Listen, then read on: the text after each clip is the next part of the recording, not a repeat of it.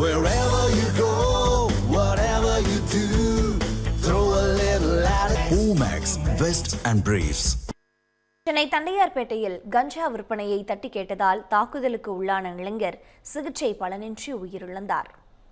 தண்டையார்பேட்டை வஉசி நகர் பகுதியைச் சேர்ந்த ஆனந்தன் என்பவர் தனது பகுதியில் நடைபெற்று வந்த கஞ்சா விற்பனையை தொடர்ந்து எதிர்த்து வந்ததாக கூறப்படுகிறது. இதனால் கடந்த மாதம் 26ஆம் தேதி ஆனந்தனை சிலர் தாக்க முற்பட்டதாக கூறப்படுகிறது. அப்போது அதே பகுதியைச் சேர்ந்த விஷ்ணு என்பவர் அதனை தடுத்ததாக தெரிகிறது. இதனையடுத்து ஏற்பட்ட முன்விரோதம் காரணமாக விஷ்ணுவின் வீட்டிற்கு சென்று அவரது குடும்பத்தினருடன் தகராறில் ஈடுபட்டதாகவும் கூறப்படுகின்றது.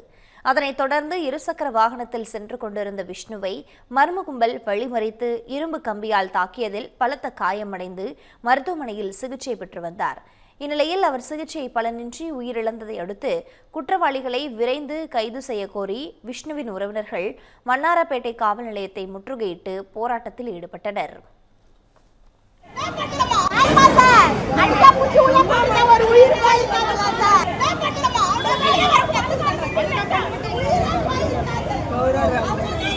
Orang